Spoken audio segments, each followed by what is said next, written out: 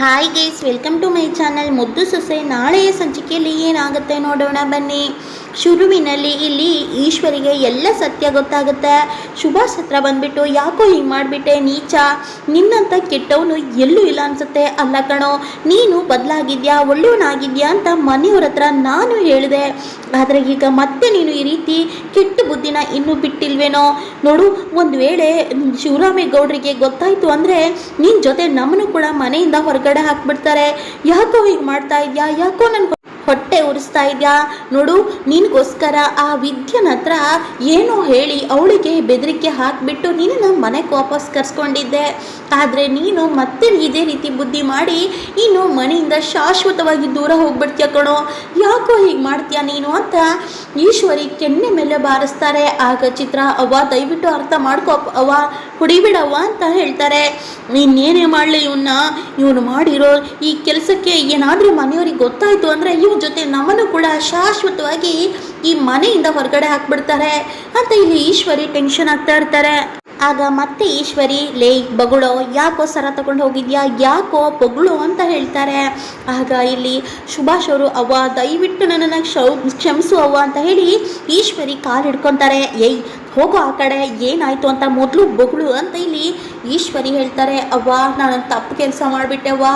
ಅದು ಏನಾಯಿತು ಅಂದರೆ ರಜನಿ ಮತ್ತು ಇಲ್ಲಿ ಸುಭಾಷ್ ಬಗ್ಗೆ ಇರುವ ಸಂಬಂಧವನ್ನು ಇಲ್ಲಿ ಈಶ್ವರಿ ಮುಂದೆ ಹೇಳ್ತಾರೆ. ಅವ್ವ ಇಷ್ಟೆಲ್ಲ ಆಯಿತು ಅವ್ವ, ಆದರೆ ಅವಳು ನನಗೆ ಬ್ಲ್ಯಾಕ್ ಮೇಲ್ ಮಾಡ್ತಾ ಇದ್ದಾಳೆ. ಚಿನ್ನ ಮತ್ತು ದುಡ್ಡು ತಂದು ಕೊಟ್ಟಿಲ್ಲ ಅಂದರೆ ಈ ವಿಡಿಯೋನ ಶಿವರಾಮೇಗೌಡ್ರಿ ಅವರಿಗೆ ತೋರಿಸ್ತೀನಿ ಅಂತ ಹೆದರಿಸ್ತಾ ಇದ್ದಾಳೆ ಅವ್ವ. ಅದಕ್ಕೆ ನಾನು ಈ ಕೆಟ್ಟ ಕೆಲಸ ಮಾಡೋಕೊಟ್ಟಿದ್ದೆ, ದಯವಿಟ್ಟು ನನ್ನನ್ನು ಕ್ಷಮಿಸು ಅವ್ವ ಅಂತ ಇಲ್ಲಿ ಹೇಳ್ತಾರೆ. ಅದನ್ನು ಕೇಳಿಸ್ಕೊಂಡ ಈಶ್ವರಿ, ಅಯ್ಯೋ ಅಯ್ಯೋ ಮನೆ ಹಾಳ, ಏನೋ ಮಾಡ್ತಾ ಇದ್ಯಾ, ಏನಾಯ್ತು ನಿನಗೆ, ಅಲ್ಲ ಕಣೋ ಇಷ್ಟು ಕೆಟ್ಟ ಬುದ್ಧಿ ಎಲ್ಲಿಂದ ಕಲ್ತ್ಯೋ ಅಂತ ಇಲ್ಲಿ ಮತ್ತೆ ಕೋಪ ಮಾಡ್ಕೊತಾರೆ ಈಶ್ವರಿ. ಇನ್ಮೇಲೆ ಯಾವ ತಪ್ಪು ಮಾಡೋಕ್ಕಿಲ್ಲವ್ವ, ಇದು ಒಂದ್ಸರಿ ನನ್ನ ಇದರಿಂದ ಬಚಾವ್ ಮಾಡವ್ವ ಅಂತ ಇಲ್ಲಿ ಸುಭಾಷ್ ಹೇಳ್ತಾರೆ. ಆಗ ಈಶ್ವರಿ, ಅಲ್ಲ ಈ ರಜನಿ ಬೇಕು ಅಂತಾನೆ ಮಾಡ್ತಾ ಇದ್ದಾಳೆ ಅಂದರೆ ಇವಳ ಉದ್ದೇಶ ಏನು, ಇದೆಲ್ಲ ಬೇಕು ಅಂತಾನೆ ಮಾಡ್ತಾ ಇದ್ದಾಳೆ ಅಂತ ಇಲ್ಲಿ ಈಶ್ವರಿ ಯೋಚನೆ ಮಾಡ್ತಾ ಇರ್ತಾರೆ. ಮತ್ತು ಈ ಕಡೆ ವಿದ್ಯೆಗೆ ಸೀಮಂತ ಶುರುವಾಗ್ತಾ ಇರುತ್ತೆ. ವಿದ್ಯೆ ಅಂತೂ ತುಂಬಾ ಬೇಜಾರಲ್ಲಿರ್ತಾರೆ. ಅಯ್ಯೋ ದೇವ್ರೆ, ನಾನು ಏನು ಮಾಡಲಿ, ಅಷ್ಟಕ್ಕೂ ನಾನು ಏನು ತಪ್ಪು ಮಾಡಿವ್ನಿ ಅಂತ ಯೋಚಿಸ್ತಾ ಇರ್ತಾರೆ. ಆಗ ವಿದ್ಯಾ ತಾಯಿ ಮತ್ತು ತಂದೆ ಎಲ್ಲರೂ ಕೂಡ ಬಂದಿರ್ತಾರೆ.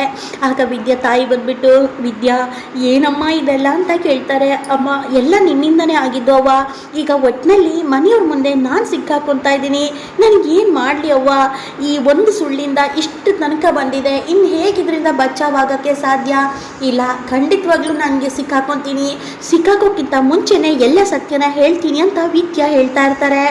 ಆಗ ಭದ್ರ ಬರ್ತಾರೆ. ಅಯ್ಯೋ ಅಳಿಯಂದ್ರೆ ಅಂತ ಇಲ್ಲಿ ವಿದ್ಯಾ ತಾಯಿ ಹೇಳ್ತಾರೆ.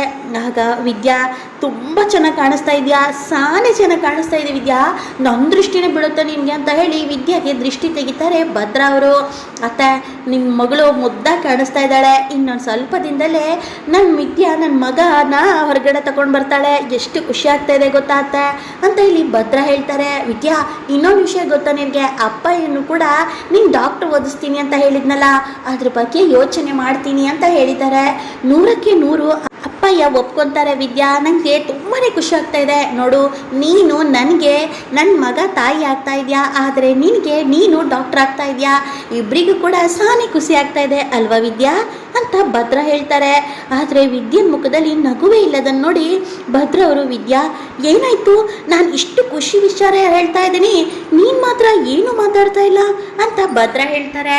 ಆಗ ವಿದ್ಯಾ ಏನೂ ಮಾತಾಡಲ್ಲ, ಹಾಗೇನು ಇಲ್ಲ ಗೌಡ್ರೆ ಅಂತ ವಿದ್ಯಾ ಹೇಳ್ತಾರೆ. ಆಗ ವಿದ್ಯಾ ತಾಯಿ, ಅದು ಅಳಿಯಂದ್ರೆ ವಿದ್ಯಾ ಸಾನೇ ಸುಸ್ತಾಗವಳೆ, ಅವಳಿಗೆ ಖುಷಿ ಪಡೋಕ್ಕೂ ಕೂಡ ಆಗ್ತಾ ಇಲ್ಲ ಅನ್ಸುತ್ತೆ, ವಿದ್ಯಾ ಸ್ವಲ್ಪ ಹೊತ್ತು ರೆಸ್ಟ್ ಮಾಡು, ಎಲ್ಲ ಸರಿ ಹೋಗುತ್ತೆ ಅಂತ ವಿದ್ಯಾ ತಾಯಿ ಹೇಳ್ತಾರೆ. ಆಗ ಭದ್ರವರು, ಹೌದು ಹೌದು ವಿದ್ಯಾ, ನೀನು ಎಷ್ಟು ರೆಸ್ಟ್ ಮಾಡಿದ್ರು ನನ್ನ ಮಗಗೆ ತುಂಬಾ ಒಳ್ಳೆಯದು ಅಂತ ಭದ್ರ ಹೇಳ್ತಾರೆ. ಅದನ್ನು ಕೇಳಿಸಿಕೊಂಡ ವಿದ್ಯೆಗಂತೂ ಸಹಿಸ್ಕೊಳ್ಳೋಕ್ಕಾಗದೆ ತನ್ನ ತಾಯಿ ಮುಖನ ನೋಡ್ತಾ ಇರ್ತಾರೆ. ಈ ಕಡೆ ವಿದ್ಯಾ ಮತ್ತು ವಿದ್ಯಾ ತಾಯಿ ಇರ್ತಾರೆ. ಆಗ ವಿದ್ಯಾ ತುಂಬ ನೋವಲ್ಲಿ ತನ್ನ ತಾಯಿನ ತಪ್ಪಿಕೊಂಡು ಕಣ್ಣೀರು ಹಾಕ್ತಾ ಇರ್ತಾರೆ. ಅವ್ವ ಏನು ಮಾಡಲಿ ಅವ್ವ, ನನಗೆ ದಾರಿನೇ ಕಾಣಿಸ್ತಾ ಇಲ್ಲ ಅವ್ವ ಅಂತ ವಿದ್ಯಾ ಹೇಳ್ತಾರೆ. ಗೌಡ್ರು ಸಾನ್ಯ ಆಸೆ ಇಟ್ಕೊಂಡವ್ರೆ ಅವ್ವ ಅಂತ ಇಲ್ಲಿ ಕಣ್ಣೀರು ಹಾಕ್ತಾ ಇರುವಾಗ ಈಶ್ವರಿ ಎಂಟ್ರಿ ಕೊಡ್ತಾರೆ. ಅಬ್ಬಬ್ಬಬ್ಬಾ, ಅವ್ವ ಮಗಳ ಬಾಂಧವ್ಯ ನೋಡೋಕ್ಕೆ ಎರಡು ಕಣ್ಣುಗಳೇ ಸಾಲದು, ಎಂಥ ಸುಳ್ಳಿನ ಅವ್ವ ಅಲ್ಲ, ಅದಕ್ಕೆ ತಾಳ ತಕ್ಕಂತೆ ಮಗಳು, ಅಬ್ಬಬ್ಬಬ್ಬಾ ನಿಮ್ಮನ್ನು ನೋಡಿ ಕಲಿಬೇಕು ಅಂತ ಹೇಳಿ ನಗ್ತಾ ಇರ್ತಾರೆ. ಆಗ ಇಲ್ಲಿ ವಿದ್ಯಾ ತಾಯಿಗೆ ತುಂಬಾ ಶಾಕ್ ಆಗ್ತಾ ಇರುತ್ತೆ. ಇವ್ರು ಯಾಕೆ ಈ ರೀತಿ ಮಾತಾಡ್ತಾ ಇದ್ದಾರೆ ಅಂತ ಯೋಚಿಸ್ತಾ ಇರ್ತಾರೆ.